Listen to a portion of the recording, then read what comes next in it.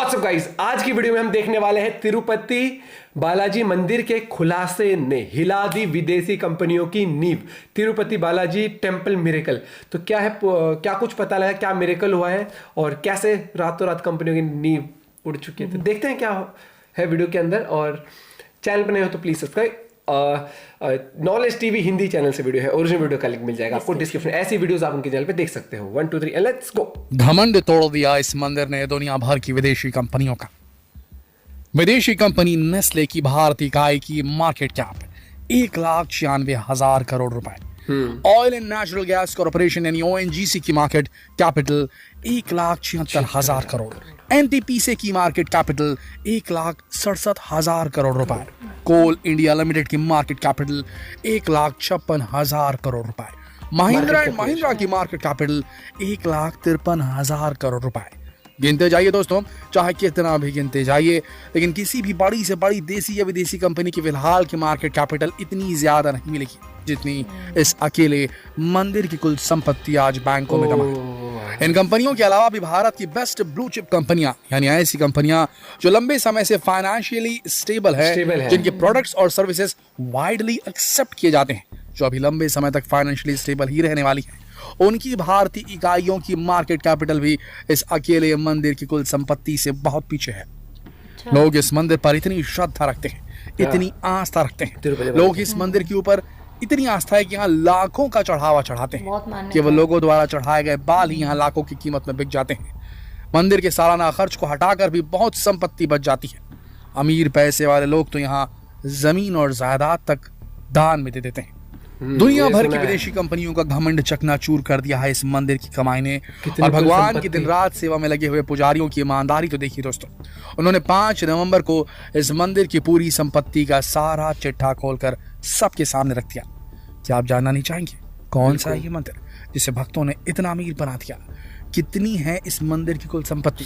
ऐसा क्या खास है इस मंदिर में कि लोग खींचे चले आते हैं, भगवान की लीला को नकार ही नहीं पाते? दोस्तों, इस अद्भुत मंदिर के बारे में जानने के लिए आइए हमारे साथ दक्षिण भारत में स्थित आंध्र प्रदेश के तिरुमला में स्थित तिरुपति वेंकटेश्वर मंदिर में।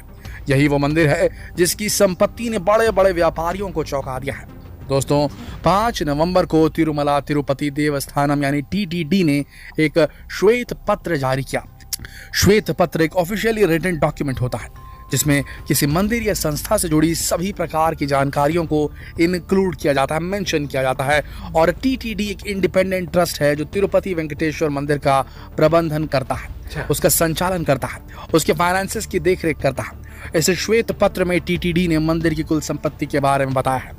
टीटीडी के अनुसार मंदिर का लगभग 10.03 टन सोना यानी लगभग 53,000 करोड़ रुपए की कीमत का सोना और 15,938 करोड़ नकद रुपए नेशनलाइज्ड बैंकों में जमा है।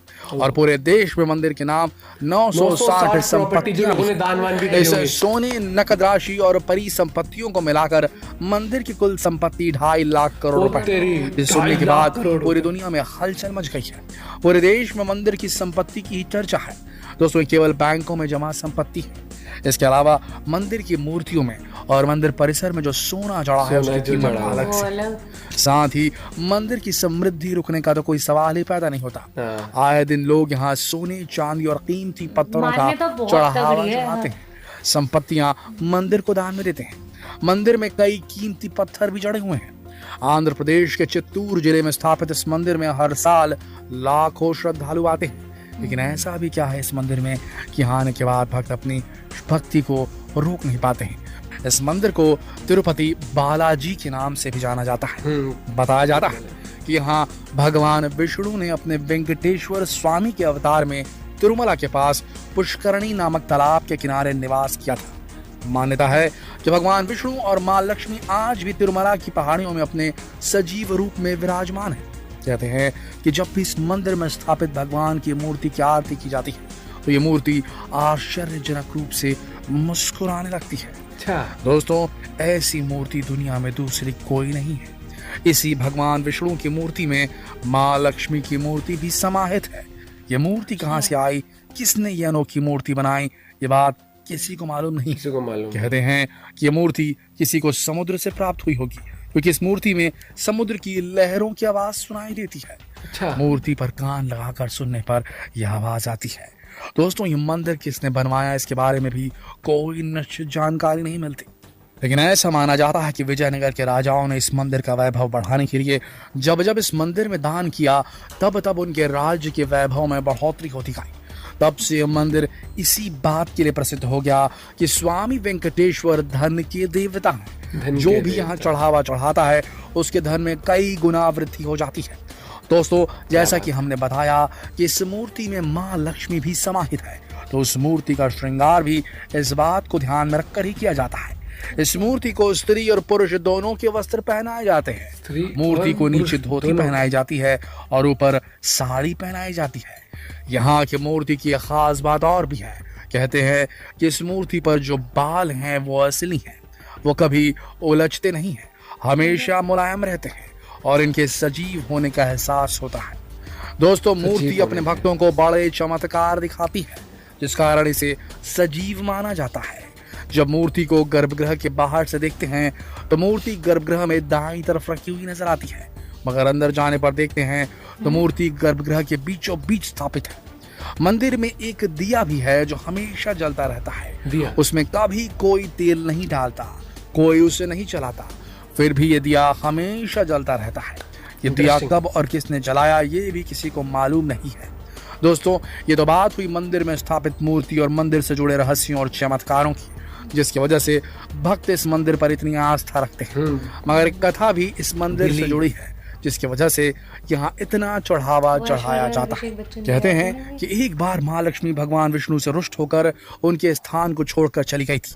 माँ लक्ष्मी के इस तरह भगवान विष्णु को त्याग देने के बाद भगवान विष्णु ने उन्हें बहुत ढूंढा, मगर वो नहीं मिली। तब भगवान विष्णु ने श्रीनिवास नाम से पृथ्वी पर जन्म लिया।